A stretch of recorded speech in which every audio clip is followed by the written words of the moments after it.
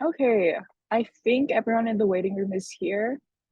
I'd like to welcome you all to phase two of AI Research School. Thank you for taking the time to come here. Phase two will be held every Wednesday and Sunday from 5 p.m. to 7 p.m. And today we have our speaker, Dr. Sakit Joshi. And yeah, let's head into it. Before we start anything, I'm just going to go over the land acknowledgement. The University of Calgary, located in the heart of southern Alberta, both acknowledges and pays tributes to the traditional territories of the people of Treaty 7, which include the Blackfoot Confederacy, the Tsuut'ina First Nation, and the Stoney Nakoda. The city of Calgary is also home to the Métis Nation of Alberta, District 5 and 6. Okay, so I'm going to go over some logistics of our program before we're going to delve into the history of AI given by our guest speaker. So as you probably know, we just finished our introduction to Python phase. That was an optional phase for people who did not have any previous Python experience. Now we're going into phase two, which is hands-on deep learning. We're going to have workshops and seminars given by industry and academia experts. And then after this phase, we are going to go into phase three. So phase three is the research phase, and I'm going to touch up a bit more on that a little later. So here's our student leadership team. If you guys are here, feel free to introduce yourself. Ara, Sebastian. Hi everyone. So I am Sebastian. I'm a PhD student at McGill University, supervised by Dr. Maliki and Dr. Enger, and I'm part of the leadership team of the program, and I work on deep learning and medical imaging. All right, thank you. Andrew, are you here? Hi, everybody. My name's Andrew. I'm an undergrad student here at the University of Calgary, and I've been doing research here in the Vision Research Lab for a few months now, since summer. And I'm on the exec team for AIRS Research School, and I'm looking forward to helping all of you as much as I can. Thank you, Shakufa. And myself, I'm an undergraduate student as well, and I'm also part of the AI Club. All right, so for communication, we are going to be using Eventbrite, so please whitelist that in your email. Also, please join the Discord, as that's going to be the area where you can get help offline and stuff. Here is a QR code for the Discord. If you have a specific or personal issue during AI research phase, phase, please email the AI Research School at this Gmail right here. You can take a screenshot if you'd like. Reminders are also going to be sent out an hour before every session on Eventbrite. You can find the Zoom link on there. And you can also, as you probably noticed, find the Discord link there too. And a Google Calendar will also be shared. I'll give you guys a minute if you guys want to take any screenshots or join the QR code. Yeah.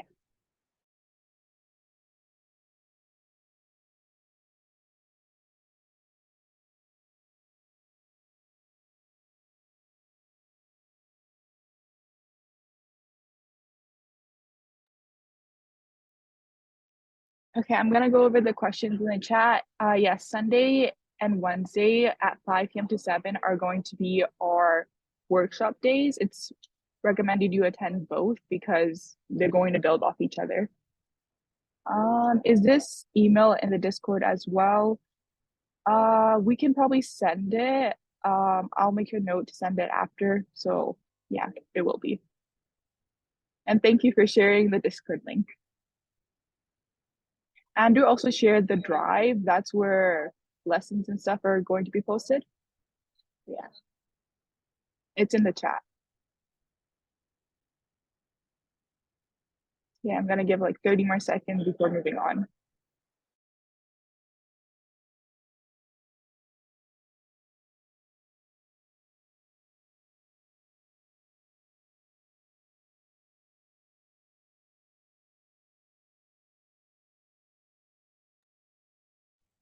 Andrew did mention that these slides are going to be on the Google Drive if you want to reference back to them. And also, Sebastian mentioned the preferred way of communication is on Discord. So if you have any questions, please ask him on there. All right, I'm gonna move on. Okay, so this is just reiterating Discord is for offline help. I'm gonna move on.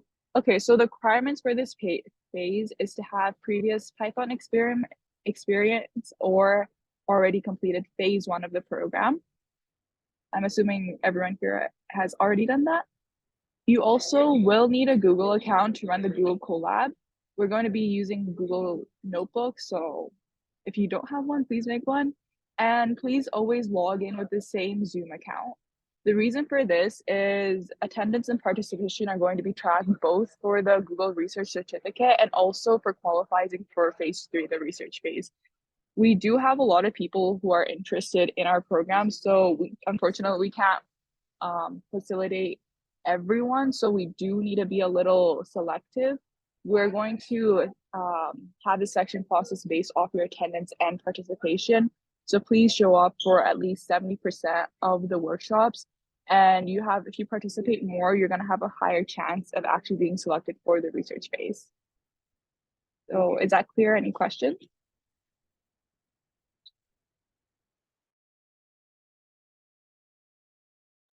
All right, okay, I'm gonna move on. Okay, so just some general rules. Please treat your instructors and fellow participants with respect. And please also use your real name on Zoom. And please remain muted during presentation and workshops unless it's Q&A time. You can ask questions in the Zoom chat, so yeah. Yeah, you don't need to be logged in through your UCalgary Zoom account, just use the same Zoom account every time. Okay, so here's our program director, Dr. Farhad Maleki. Would you like to say any words, Dr. Maleki? Sure. First of all, I'd like to welcome everyone to AI Research School. Some of you, of course, you have been in the first components of the program that was mainly focused on programming. However, majority of the students are new for this phase.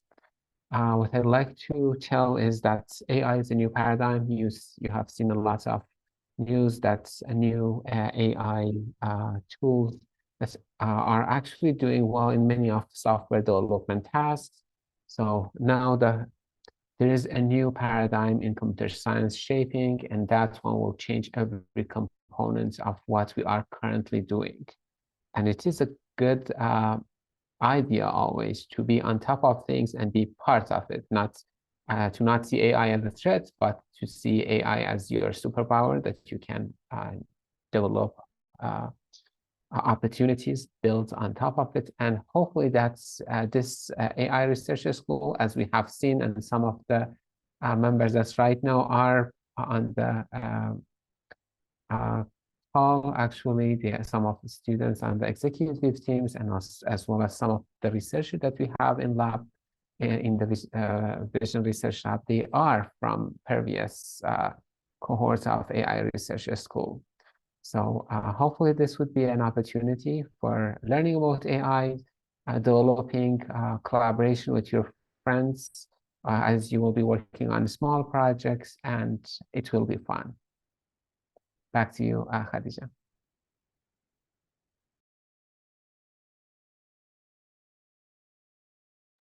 Okay, we're gonna have a quick Q&A phase. Does anyone have any questions regarding anything, any logistics? I'll leave you guys a minute to type it out. You can speak if you'd like.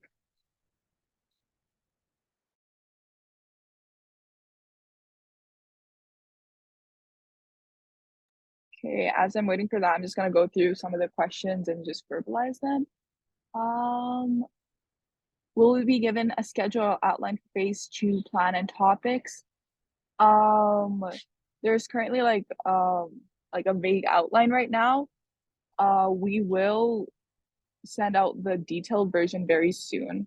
So there's a high level on Discord, but the specific like what topics is going to be discussed every session, we're gonna send that out soon. So yeah.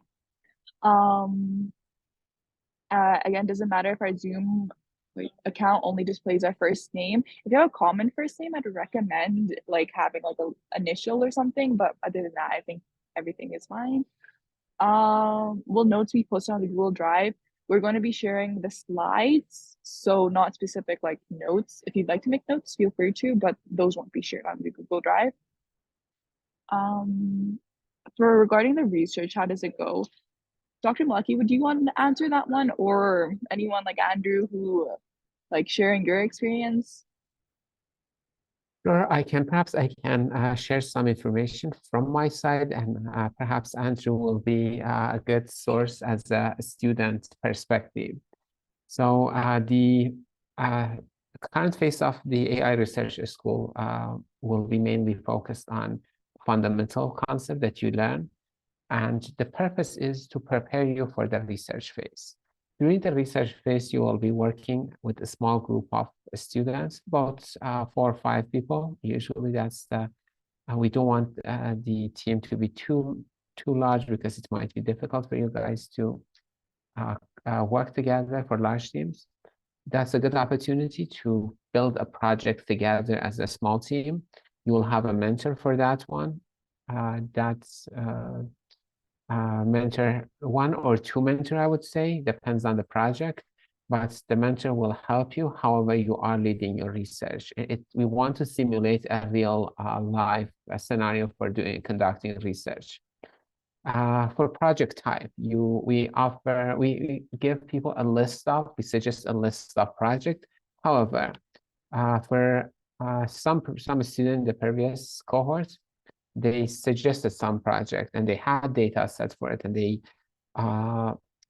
we accommodate a student as much as possible, as long as we need to review all of those projects to make sure that those projects are feasible in a given time span, as well as if you suggest a project with a group of students, usually we are accommodating that. But if a single person project and no one is going to join that team, it's a little bit difficult to accommodate. But in general, the project is around 1 month. For the project, you have also an academic advisor, which will be similar to a supervisor in real life scenario as a grad student. You have opportunity to actually showcase your research down the road as well. That's something we want to highlight. For these project, we have 2 internship position. That's for the top teams among all of those folks that do the top teams. They will be invited, interviewed for 2 position. I say 2 position currently because that's confirmed. We might have opportunity to increase that number. This won't be for 2 teams. Those people from the top 2 teams will be invited to interview with some faculty member that have this position open, and 2 of those students will be selected. Hopefully this year we can increase that number, but that's something we'll find out down the road. And do you want to add something from a student's perspective as well? Yeah. So last year when I was in the program, doing the projects was something that was definitely very helpful. So what it was, I actually came up with a project idea with another member of AIRS Research School. So we ended up classifying like the digit that the person was thinking about based on EEG scans. But it was great because I had a mentor grad student, so that was super helpful, and I overall learned a ton, and I super thankful. I think all of you will be benefited a lot by participating in phase 3. So definitely come to phase 2, get your participation in, and I think it'll help a lot for everyone. Okay, I'm gonna go back to the questions and answer the rest that are in the chat. Thank you, Dr. Maleki and Andrew, for sharing your experiences. So the next one is, how exactly are the quizzes going to be weighted in terms of participation? We get the same participation credit if we get 100 on the corresponding quiz. We do understand that some people do have some tutorials on Wednesdays. So we will try and accommodate that. Sebastian might go into more detail right now. So Sebastian, do you want to share a little more detail on how the quizzes are going to work? Yeah, sure. So, of course, we know you might not be able to attend all the workshops, and that's why we're going to provide quizzes that you can take. And as it has been said in the chat, if you succeed in the quiz, then it can make up for attendance. But of course, as we cannot accommodate everyone for phase 3, as Khadija said, we prefer if you can come to the workshop in person and participate, but that will not, if you don't come to all the session, it will not prevent you from being selected for phase 3. And I might add, once I'm there, you need, as Khadija said, you need to be there for at least 70% of the sessions. So what I mean by being there, I mean either in the Zoom call or take the quiz. But in the Zoom call doesn't mean you can just connect and stay there for 2 minutes and then leave. We know who stayed for the Zoom, and also we know who participates, so we can know who actually attended the session, just for you to know and not be surprised at the end. Thank you, Sebastian. Okay, so the next question is, will we have homework or something we should prepare for before every workshop? There won't be any homework or something you got to prepare for, so you don't got to worry about that. Just come to the workshops. If you'd like to review, you can always do that, but that's your own thing. Will we be getting some case studies or practice exercises? Well, it depends on how the speaker goes about it, but I don't, Sebastian or Andrew, do you have anything you'd like to add? Because I don't think that We will speakers try will. to we will try to come up with a TA session where you can practice on few exercises, but you don't necessarily have to come to the TA session. It's only if you want to practice and if there is something you don't understand and you want to ask questions. Also, I All can right, add thank you. something here. So many of our session also have the sessions are not just a PowerPoint or something, it's hands-on practice. We highly encourage you to actually go and repeat these things and try to actually implement those steps yourself. That will be significantly beneficial and help you to learn those concepts. Thank you. All right, next is someone asked to link the materials. The slides will be shared at the end, so there's no worry about that. Which company will the internship take place? I'm not sure if we're okay to disclose that, but I'll let Dr. Malaki answer that. Okay, so the internships are, we can't promise anything on behalf of a company. The internship will be university-based. So it will be research internship at university. But of course, having these skills, you are welcome to apply for internship opportunity. Usually there are a large number of companies that wants AI intern. So if you learn these concepts, and I highly recommend you to spend some time on the concept and try to, being present is something, and being physically present in a meeting and really capturing or absorbing all of the information and practicing on your own is different things. So focus on learning. There will be many opportunities, industry opportunities that you can apply for internship. But the internship that we offer is university-based. So you will be working in a research lab. Thank you. Okay, I'm gonna try and quickly go through these. So phase 3, someone's asking if it's taking place in April. It's gonna be mostly in March and going into April. And a concern was, will it cut through finals? We know you guys have finals, so we will try and accommodate to that.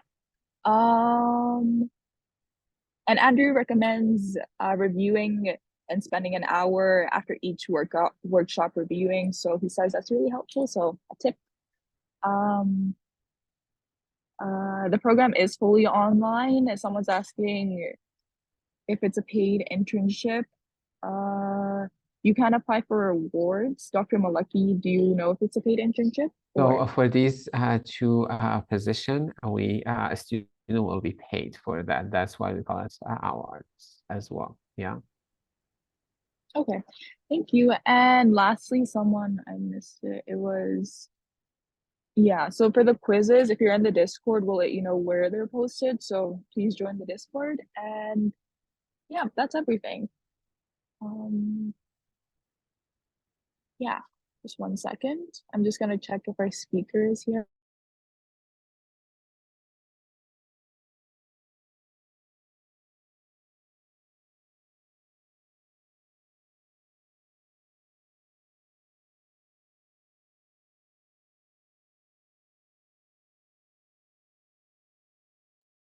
It's not the AI Club, it's a different Discord for the AI Research School. I can quickly go back right now and share that with you.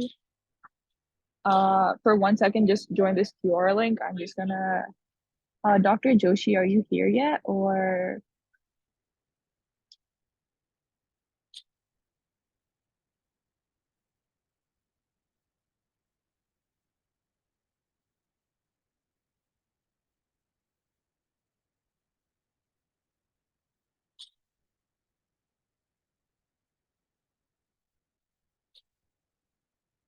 I think Dr. Joshi's just having a connection issue. If you guys like, you can take like a minute or two break and I'll let you guys know when he's here.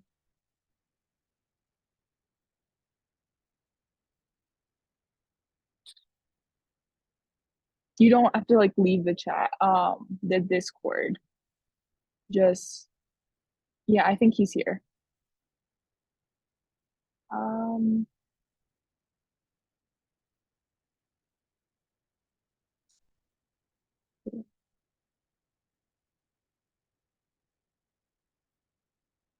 um, oh, okay, hello. Hi, Dr. Yoshiri. Can you hear us all right?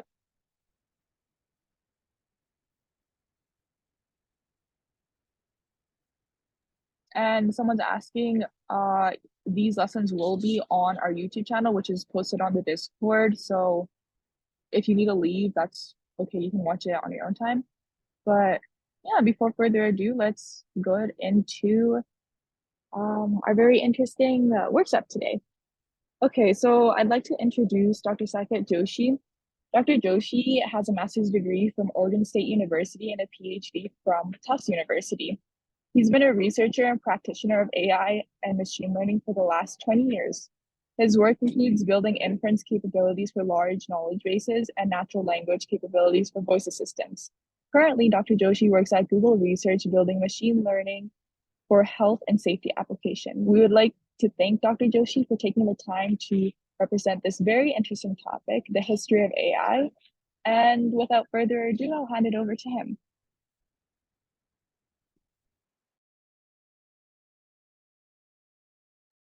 Sorry, I don't think your voice is coming through. Oh, sorry. I think I was muted. Oh, okay, I can hear you Can now. you hear me now?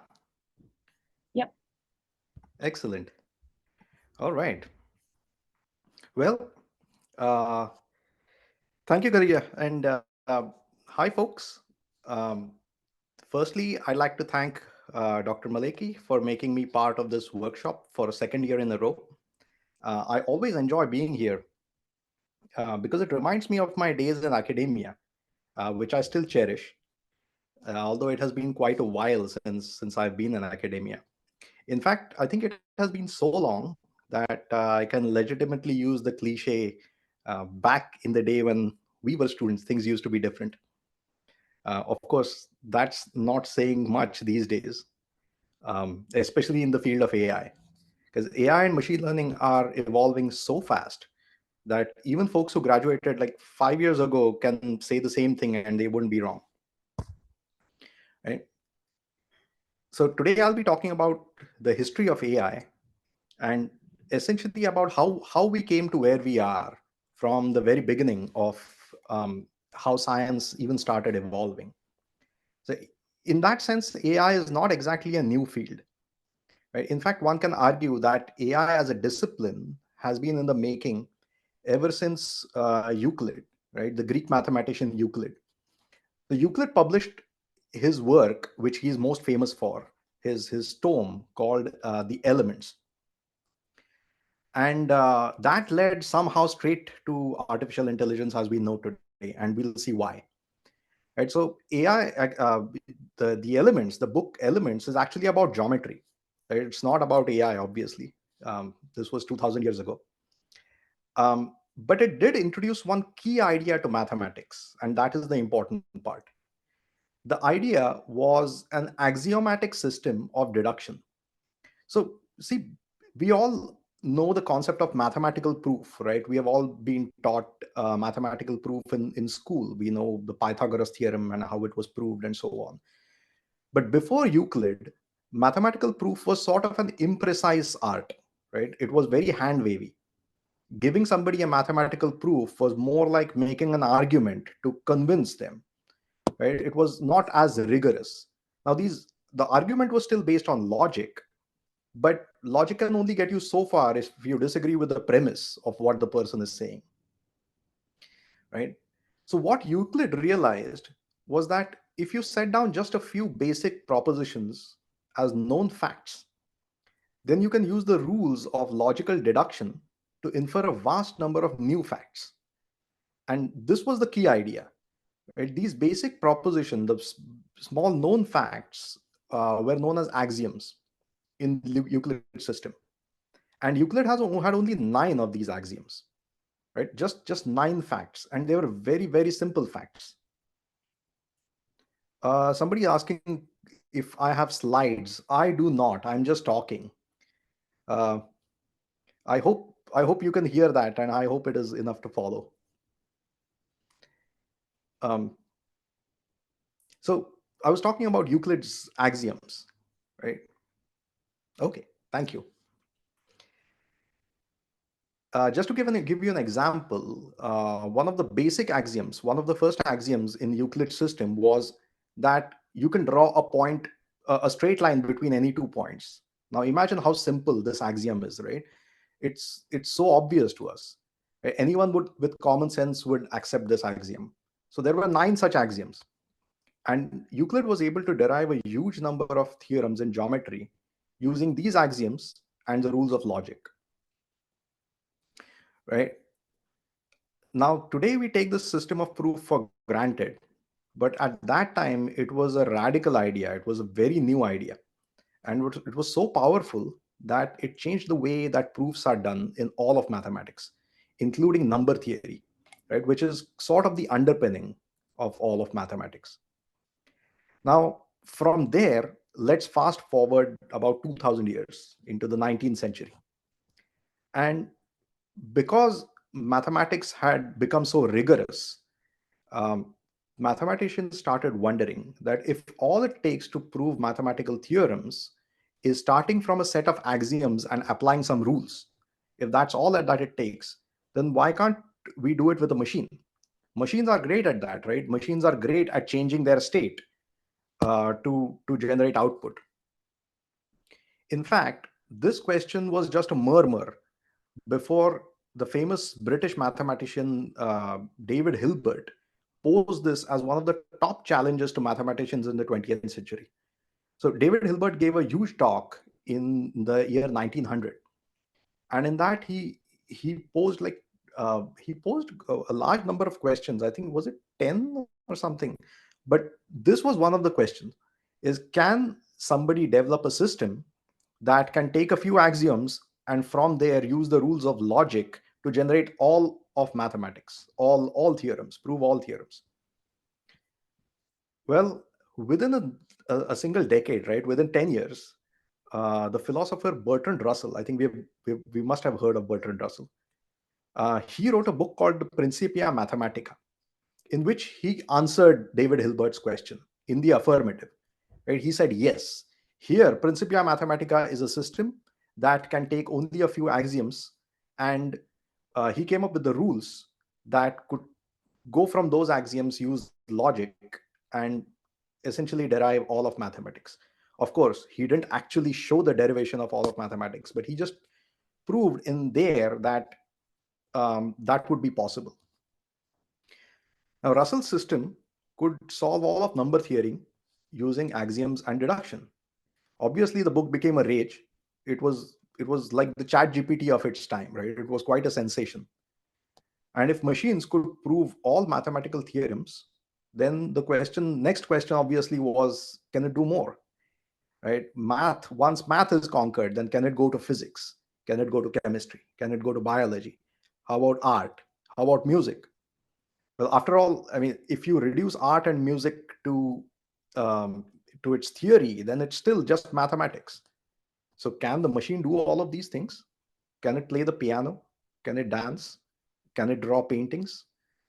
Well, in the last 1 year, we have seen machines do many of these activities, but this was unheard of um, in before 1 year, and certainly in the beginning of the 19th century, the 20th century, which is the year 1900 or around that time. But people did, after Bertrand Russell's book came out, they did start wondering that if a machine can actually do all these things, then these things can be done by humans as well. So what is there then to separate a machine from a human? Can we then call the machine intelligent? And it is this word intelligent that actually caused a big problem. It separated people into two camps.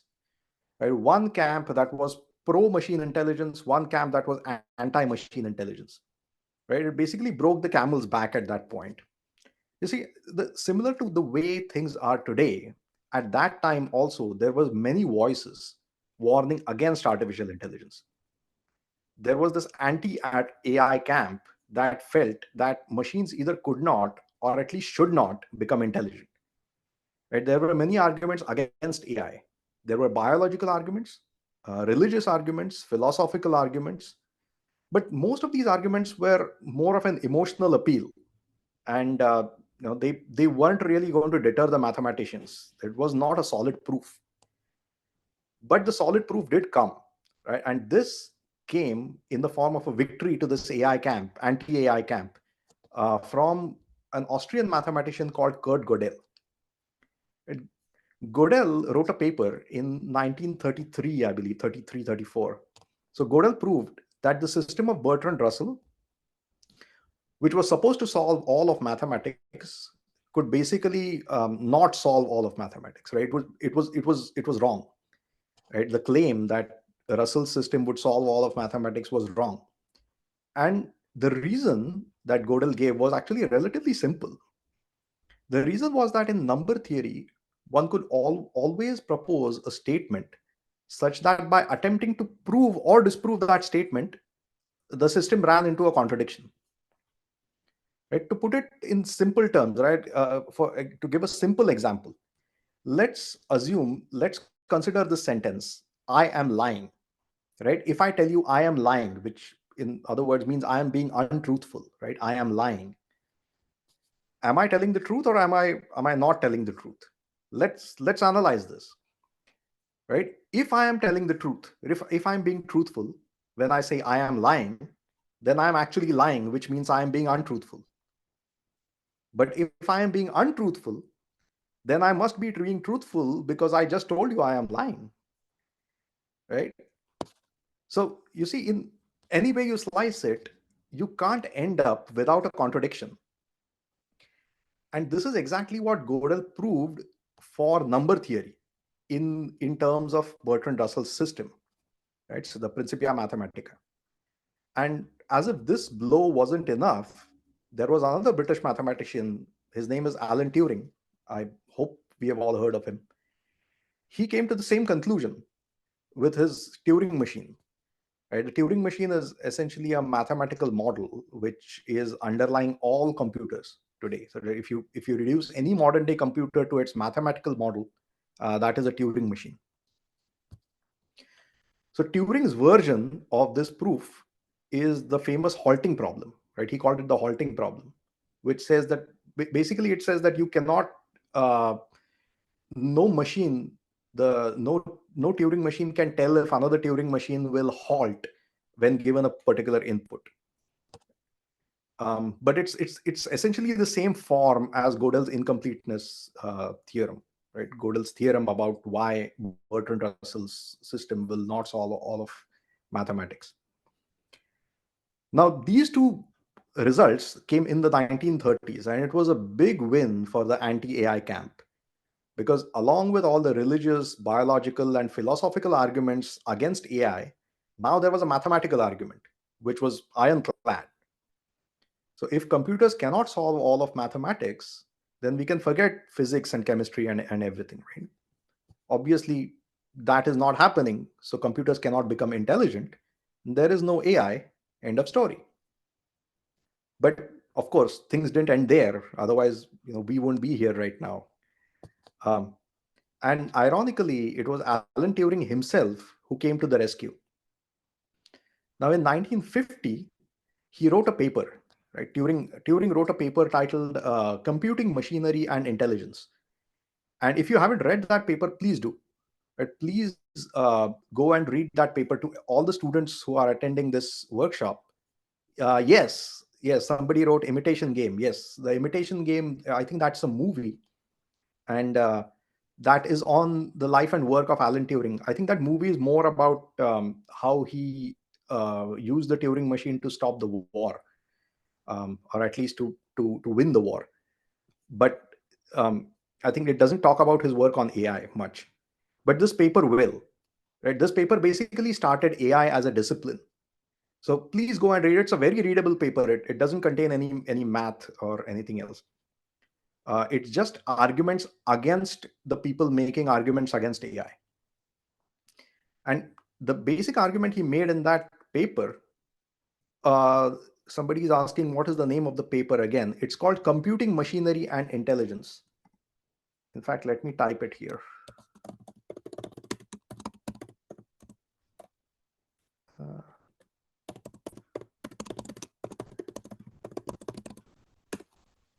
All right. So in that paper, Turing argued that essentially the opponents of AI are setting the bar too high. Right? After all, humans had 2 millennia after Euclid to discover all of mathematics. Right? Euclid's book came out in like 2000 years ago.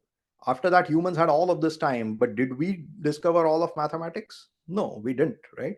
So why should we expect the machine to do it so that it can be called intelligent?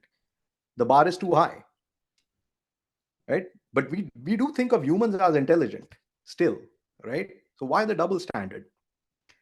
So Turing came up with his own famous test as a bar of intelligence, right? The idea was for an impartial judge to interact with a human and a computer at the same time, right? The judge cannot see either the human or the computer,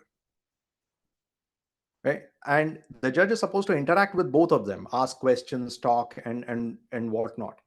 And in a certain period of time, if the judge cannot tell which is the human and which is the computer, then the computer must be declared intelligent. Right? This was Turing's famous Turing test, right? Which in various shapes and forms, people still accept as the primary test of intelligence, of true intelligence. And this was also Turing's genius move that saved AI, because it reduced the question of intelligence to intelligent behavior. You see, till then, people thought of intelligence as something that is innate to certain materials, or intelligence as something that can only come from consciousness or from human-like properties. But Turing reduced it all to behavior. No one had to prove that a computer was philosophically or biologically similar to a human. All you had to do to prove AI was to create a machine that could replicate human behavior. Right? This gave mathematicians and computer scientists a scientific target to shoot for. And in just 6 years, in 1956, the first AI conference was held in Dartmouth College in New Hampshire, in the US. And this conference had all the who's who of AI. I mean, the really big guns, right? John McCarthy, Claude Shannon, and Marvin Minsky, all those people were there. This gave rise to the AI researcher, right? So the AI as a discipline started from there. Most people think of that conference as the beginning of AI research. But obviously, not everything was smooth. Although AI research had started, everything was not smooth. There were two camps, again, within AI research. And there was somewhat of a rivalry between them. In one camp, there were the logicians who believed in following the axiomatic system, right? So they believed that we should have axioms and rules and those kinds of things, and that will make AI. So their AI systems were built made up of rules, right? Providing an input to the system would fire some rules, and then those would fire other rules, and then those would fire other rules, and so on until an output emerged. And these rules were usually handcrafted by the researchers. This way of creating AI was very popular. In fact, there was a system in the 1960s. It was built in the 1960s called ELIZA. And ELIZA was a chatbot. Believe it or not, in 1960s, somebody made a chatbot. And that chatbot had the same reaction as ChatGPT had today, which is like, wow, this thing can actually understand me and it can talk to me. Right? People did feel like that at that time. And it was a rule-based system. Later, people obviously researched the heck out of it, and they broke it. But at that time, it was still, the rule-based systems were still ahead. Right? That was the main camp, and everyone believed that's how AI would be built. And this trend continued until the 1980s, late 80s. These systems were known as expert systems, and they were very popular. There was a belief in the 1980s, in fact, that expert systems would create the first true AI and would pass the Turing test by the 1990s. And obviously, none of that actually happened. But it did give rise to some cool programs, like the Deep Blue computer that defeated Gary Kasparov at chess came from that camp. Now, the other camp, which is the more interesting one for the AI researcher today, consisted of information theorists and statisticians. And their strategy was based on a simple idea. They said that if you really want to make programs that can exhibit human behavior, then rules are not going to cut it. Because the kind of rules, the kind of system that you'll have to, the kind of rules that you'll have to write to, say, recognize somebody's face is going to be so complex that you can't really sit down and type it all. It's just not happening. So the only way to get that is to reverse engineer this program from data, from input-output pairs. Now, if this sounds familiar to you, it should, at least some of you. This is the beginning of machine learning, right? To reverse engineer a program from data, that's machine learning. That is essentially statistical machine learning. And the origins of that are in statistics. And machine learning became really popular in the 1990s. And until then, people were still doing machine learning. But its popularity grew in the 90s because it started solving the kind of problems that the rule-based systems were not able to solve.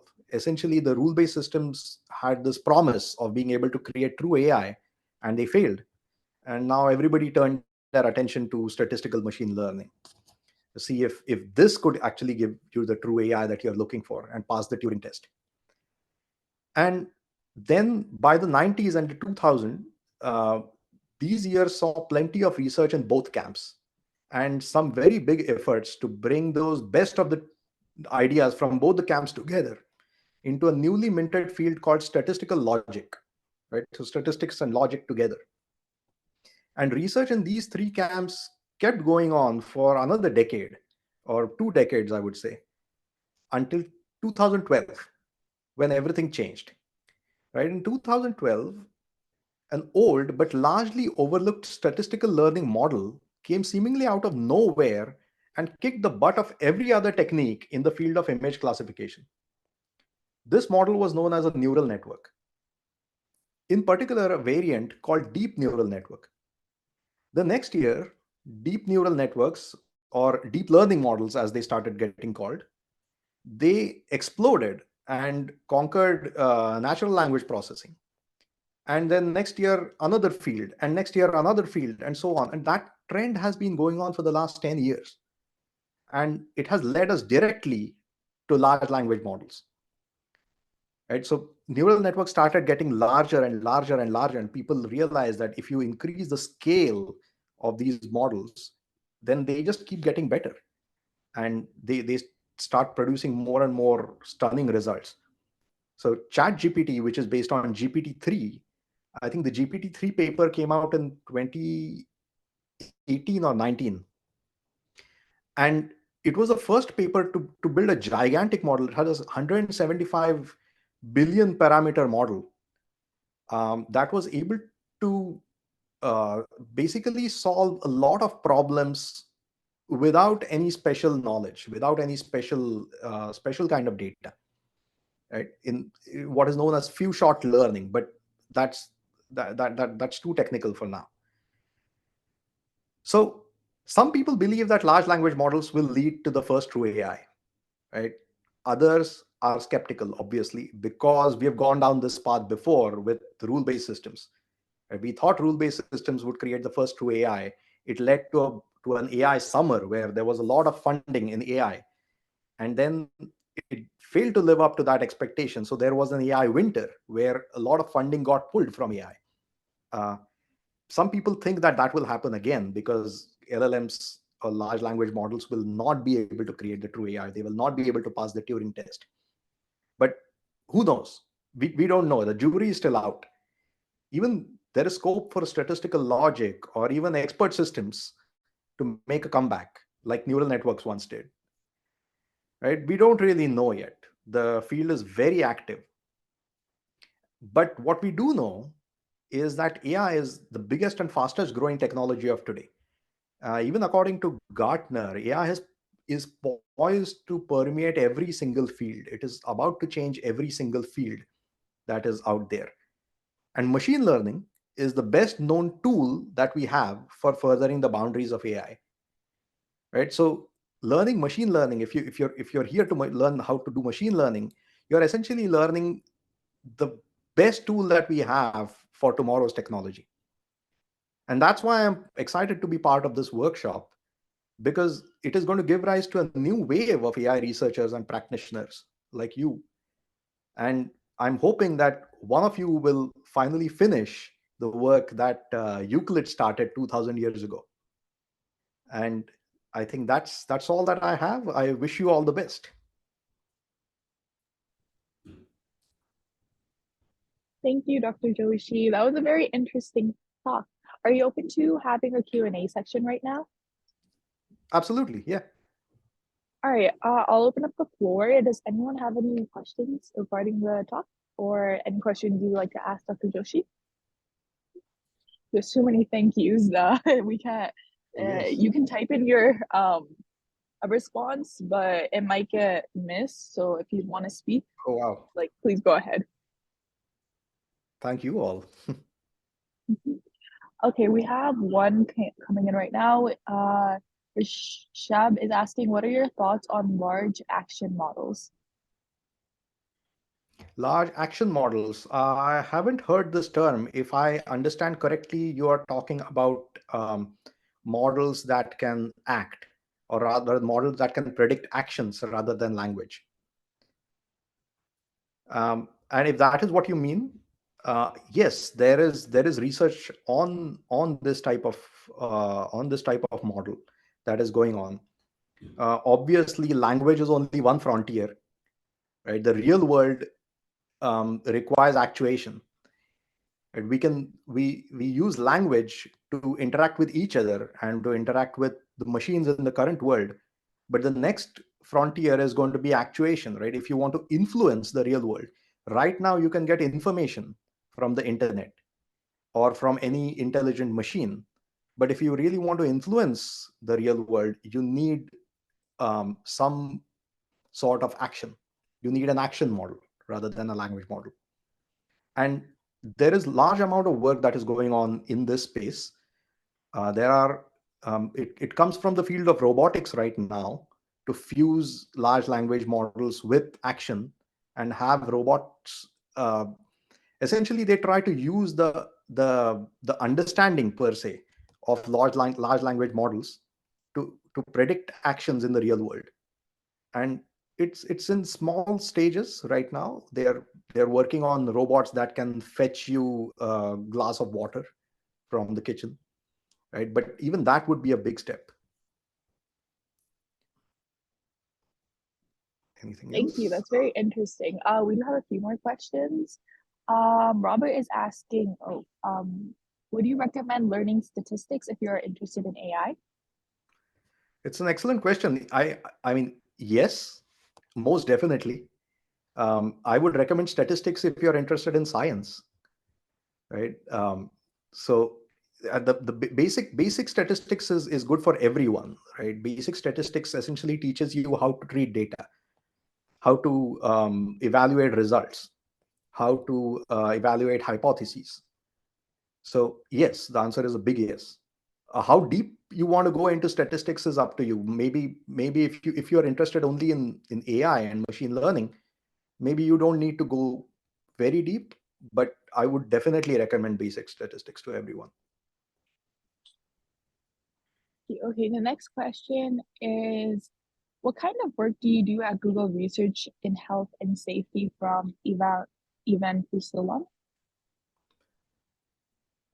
Oh, I see two questions here. One is what kind of work do I do at Google, and what kind of work Google does in health and safety. I'll Oh, assume okay. that I'll assume that it's the second one that is being asked. And well, Google has um, the Google has never really monetized health and safety, right? Their approach to health and safety has been more researchy. So, but they have always worked on health and safety. So, if you're interested in health and safety and you want to work at Google, I encourage you to apply for internships, um, or even full time positions. The if you have read any of the recent Google papers that came out of Google, Google is actually working on a large language model specifically for the medical domain. It's called MedPalm, and there you can. It's essentially like a physician. You can ask it questions, and it will give you answers within the medical domain. And there have been other efforts. Google has been instrumental in building the Google Health app that collects clinical data from people. You can volunteer clinical data, and that is then used to build other applications. So there are various prongs in which Google is interested in this space. But yes, I encourage you to apply to Google if you're interested in that. Okay. Thank you. Next question is, what are your thoughts on the ethical side of AI, especially in the medical imaging field? Would you like to see AI start to replace decisions made by humans or only as tools to help us? It's a great question. I'm hardly in a position to answer the ethical side. That's too complex. Um, should should any kind of technology replace any job anywhere? I don't know. And well, if it did, then what happens to the people who are doing those jobs? And if it didn't, then what happens to progress, scientific and technological progress of the society as a whole? Right. So I do think eventually we will have um, the we will have technology replacing jobs. In terms of the ethics, I hope that it is done slowly so that it doesn't affect livelihoods. Right? If we can do it safely without affecting livelihoods and the transition is smooth, as smooth as possible at least, I think that would be the most ethical way to do it. But whether AI or any of these tools will eventually replace jobs, I think that's more or less inevitable. All right. Angelina is asking, how can you connect economics and AI? How do we connect economics and AI? It's a great question. There is a very large field. Um, called Mechanism Design that I think deals with exactly that. So I encourage you to look it up. It's about how do you um, reverse engineer incentives of people when you know what the conditions and the outcomes are going to be, right? So again, this is a tool. Economics is a very large field, and in various places wherever economics deals with data, AI can be of use. Whenever it deals with large data sets, AI tools can be of use. um, Large language models can obviously be of use in the same way that they can be of use in any other domain, like medicine, right? But the most direct application that I've seen is in mechanism design. So I guess if you're interested, look up mechanism design. Interesting. Amir is asking how important is cybersecurity in the context of your AI research, and how does that reflect in your team's skill set? Oh wow, this sounds like an interview question. uh, well, we don't deal with cybersecurity at the level of each engineer in Google. Cybersecurity is obviously important to the organization as a whole, because we need our data and all of our intellectual property protected. Um, but it doesn't really appear in our cache on a day-to-day basis. We don't end up thinking about the cybersecurity aspects um, of the work that we do. So I'm probably not the right person if you're interested in cybersecurity at large companies. All right. It looks like we have a very mathematical question next. I'll read it out. Do you want me? Okay. I've looked into the mathematical foundations of machine learning briefly, and it doesn't look like there is really a solid mathematical model or description of machine learning. There are mostly different applications and tools built on well understood mathematical theories such as linear algebra and statistics, but it doesn't seem like there is a well developed field of mathematics about what an AI model actually is as an abstract mathematical object and its convergence properties. Does most AI research fall into engineering application based research, or are there interesting developments in the mathematical theory of AI? It's a reasonable question, and the answer is that AI is not really. Um, I guess AI is not really a tool, right? It is a set of problems. AI is an aspiration, right? It is to build something that can be termed as intelligent as a human, or can display behavior, right, that is as intelligent as a human, right? So in that sense, it's not like this is a mathematical model, this is what AI is going to be, and that's it, right? If AI was developed through a completely different route than we know today, it would still be AI.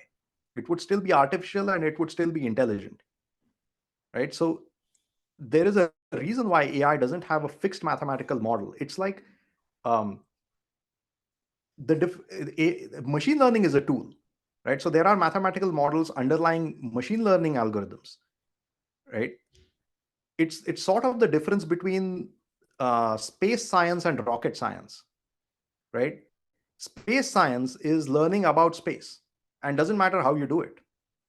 Rocket science is about building rockets so that you can send them to space and learn about them, and so on, right? So rocket science is like a tool that is used in learning about space science, right? So there is no mathematical model of space science, but there are mathematical models of rockets, right? It's that is the reason why AI doesn't have a mathematical model. So if you're looking for one, there probably isn't going to be one, and there's a good reason for it. So yes, AI is an aspiration. Machine learning is a tool, and the I guess the single mathematical model that rules everything is the Turing machine, because everything is finally run through the computer. right? If you're looking for the one ring to rule them all, it's the Turing machine. Otherwise, there are individual mathematical models for each tool in that toolbox. But there is no single mathematical model for AI. Yeah, I quite like that analogy. Dr. Joshi, are you okay with more questions or Oh, sure, uh absolutely. Yeah. Please okay, go all ahead. right. Okay, we're gonna continue with the rest. Okay. Next one is along with technical skills, what other skills do you find valuable in the field of AI and machine learning? Ah, along with technical skills, what other skills in AI and machine learning? I guess AI is really about imagination, right? In machine learning, it's all technical, right? The more technical you can get, the better you can get at machine learning. But in AI in general, there is, I guess, being entrepreneurial, right? Having imagination, thinking out of the box, um, being able to work with other people, um,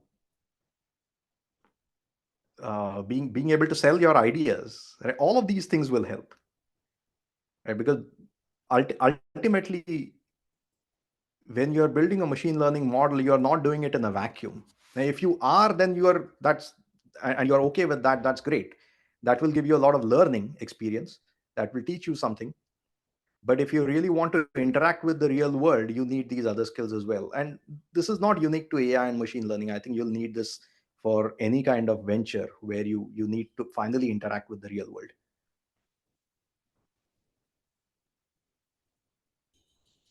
That's good advice. Okay, the next question is how difficult do you think it is to make an AI model that can be used by athletes in sports to sharpen their skills? Specific An question. AI model That can be used by athletes in sports to sharpen their skills. I think it was oh, accidentally sent as a direct message to me, so it's not in the chat. okay. Yeah, I mean, there are such models. There are people who are working on these things. AI models to help athletes sharpen their skills. Again, similar to the fields of the confluence between robotics and AI, or robotics and machine learning. These models work with sensor-based systems. So, for example, there exist watches, um, or they're either, I don't know if they are in the market yet, but there exist watches, at least that research is there, that can be worn by golfers, and that watch records how you swing your club. And there is such a thing as a perfect swing for the kind of hit that you want to make. And the further away you are from that perfect swing, the more the watch alerts you, and then you can use that feedback to improve your swing. So these things are definitely happening, and it's great that you're also thinking about it. I think that's really cool. I know my dad would love that type of watch. Yes, exactly. Okay. It'll come. Yeah. And the next question, um, I guess it's a follow-up in terms of the economics. Mhm. Anjali is asking what would you recommend to study in terms of economics and AI, which I think maybe like the term you mentioned, we could possibly write that down in the chat. Oh, That specific I can see it. area. Okay. Sorry. Yeah. What is unsolved Uh, in AI and economics? Well, I am not an economics person, so I hardly know what unsolved problems in economics are. Um, I believe is going to always be just a tool to solve economic problems. So to the extent that there are problems that are unsolved in AI and economics, I believe those are the problems that are unsolved by economics. And an economics expert would be the best person to ask this. um, sorry, I got lost in the chat. Okay. Oh yeah. From Daniel, he's asking what machine learning frameworks are used at Google for AI research? Is it mostly TensorFlow or also PyTorch or other frameworks? Oh, that's a very specific question. Okay. Yes, any kind of framework is used. I mean, if it depends on what kind of work you are doing. So if you are working alone, um, nobody really cares what you use. You can use anything you want as long as you produce your results and get your work done.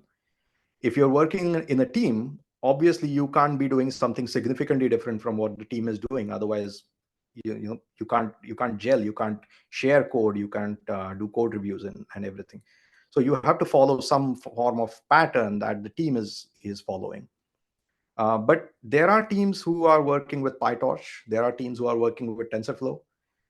There are teams who are working in JAX, which is actually the new framework after TensorFlow that is more popular. It is very fast.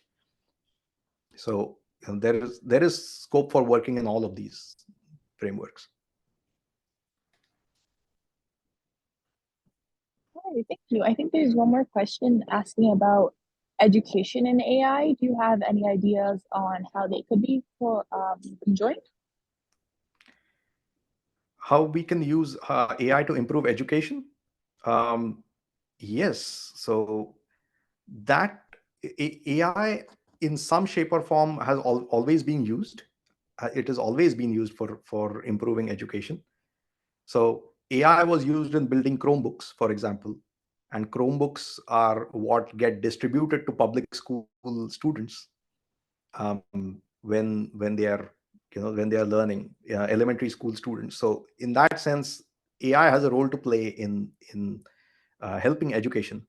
But there is a more direct route now of how AI can help education. It is through large language models, right, where students can interact with the AI system and and learn through that faster, perhaps because the model can act as a personal tutor and can target the weaknesses of the student and make those areas stronger.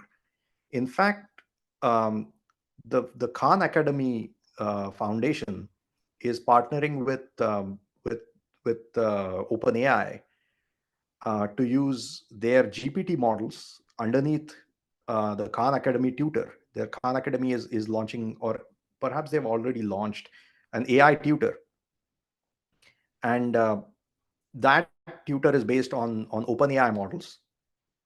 So you can interact with that tutor, and it gives you questions. When you answer those questions, it figures out what your weaknesses are, and then it gives you follow-up questions, and so on, and it trains you that way. So there's always been AI in education, but that role is only expanding. That seems very exciting and very, very useful. If you can have your own like free personal tutor, that seems really Oh, useful. it's Yeah, amazing. yeah. We have two more questions now. From Angela, do you work with AlphaFold from DeepMind or any sort of protein modeling program? No, sorry, I don't. I also think you probably like that area of research, and I'm also very fascinated by it. I think it's one of the coolest things that have come from computer science. Period. But no, I don't have any direct connections with them. Um, okay. And then from Sebastian, what do you think about the future of the AI market? Since there are more and more skilled people in AI, how do you differentiate yourself from the competition to succeed in the AI industry? Great question. I guess it's something that is weighing on everybody's mind, including mine. Right? Is going forward, there's an influx of a lot of people who have the same skills, right? And how do you differentiate yourself? Well, the opportunities will present themselves. I guess people could say that about general programming a few years back, right? When software started becoming the main driver of economy, um, there was I mean, a lot of people jumped into software. Everyone started becoming programmers. Right? Even people who were trained in non-programming fields moved over to programming jobs, and it was the same concern, right? If programmers flood the market, then will there be no more need for new programmers? And what is the value of my job if hundreds of other people can do the same thing? And the answer is, there will always be opportunities to differentiate yourself.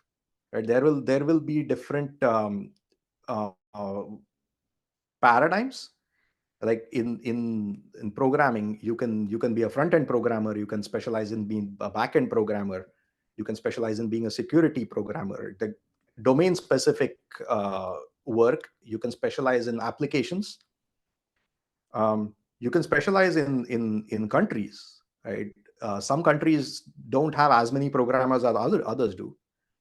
um, some with global work, right? If you can work from anywhere, then there is going to be no dearth of jobs in some countries where other countries might not be that um, um, desirous of the same skills. But as there will be opportunities that present themselves, and obviously, you know the the ladder of success is always empty at the top, right? So if you're really the best programmer even today, independent of whether you know AI or not, the best programmers have a place, right? If you can write solid, complex code that actually works, that just works in any scenario, right? It doesn't break and it is reliable.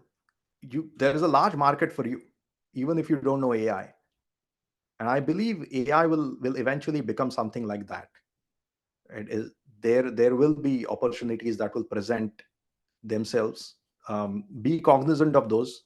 Be aware of what the market demands. Be aware of what the market contains, and seize your opportunity. And I guess that's the best that I can say. I don't have a magic answer. I think those are good tips. Thank you. Um, we have now one more question from Aaron. He's asking if you think we're approaching an AI winter within this decade. And he's just appealing to the increased amount of funding and attention in AI. He thinks that at some point the hype will die out, especially as the market becomes more saturated and the wow factor fades away. He's also asking, or do you think is AI now fully here to stay and funding will continue for a long time? I wish I knew the answer of whether funding will continue. Um, if I knew how VCs were going to fund programs in the future, you won't even get my number, right? but uh, so my personal prediction, in a small way, is going to be that the hype will die down a little bit, right? It's that people who believe that AI is going to solve all problems are going to become disillusioned. But AI is definitely here to stay, in the sense that there is still a large role for AI models to play in solving various problems in various industries. Right? For example, in the next year, for instance, or maybe even the next 5 years, the role of AI in healthcare is definitely growing. Right? And about 50% of the healthcare market is going to be taken by AI based products. And I mean, this is not me, this is Gartner that is saying, right? So there is a large scope for AI. There is going to be some amount of disillusionment, and how it plays out in the media, and how much it dissuades unsophisticated investors, and how that will affect funding globally, is a question that is beyond my capacity to understand. But um, the techniques are definitely going to be useful for a variety of applications. No question about that. All right, that's pretty interesting. Didn't know that 50% of the healthcare industry. That's pretty insane. Yes. All right. Next, I think we have one more question from Danielle. Daniel, do you have any opinions on the extent to which AI models like LLMs should be open source? Oh, whether the model itself should be open sourced. Um, Good question. Um, I'm not sure. There are pluses and minuses to both of those, right? An open sourced model is more accessible to bad actors, and there will always be bad actors in this space. But then again, who is to say that only the people who build the models are the good actors, right? Um, so it's a complex question. Um, I guess if I had to give a yes or no answer, or whether models should be open sourced or not, um, I would say not yet. Ideally, not yet. Maybe a little bit more research before they are completely open sourced. Um, but then I don't know how much more. Right? There's some safeguards are still needed before the model is ready for anyone to use for any application. I think that's a fair point, especially like maybe there should be some laws or something, do you think? Some kind of, yes, some kind of social, legal, technological safeguards. These safeguards will come from multiple directions, but we need some systems in place before open source model can just flood the market and cause economic havoc. I think it's a very fair point. All right. I think that's all the questions. Am I missing anyone? If I am missing yours, feel free to just speak up if you want. And yeah, thank you, Dr. Joshi, for answering all those questions and for giving such an interesting talk. Well, it was my pleasure. I hope everyone enjoyed this, and I'm looking For forward sure. to interacting more with every one of you. And thank you, Farad, again Thank you so for much for joining, for taking the time. And I think the insights shared was very valuable. And as you can see, the interaction from the messages, we all enjoyed your talk. perfect. Glad to be here.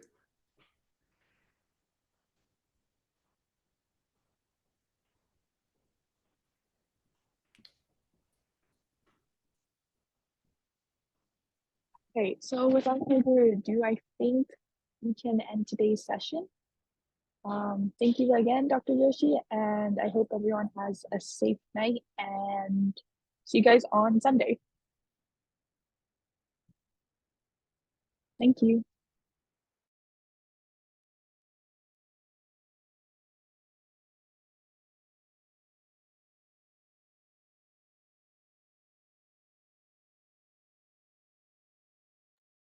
Oh yeah, Sebastian mentioned Sunday will be the intro to machine learning. And yeah,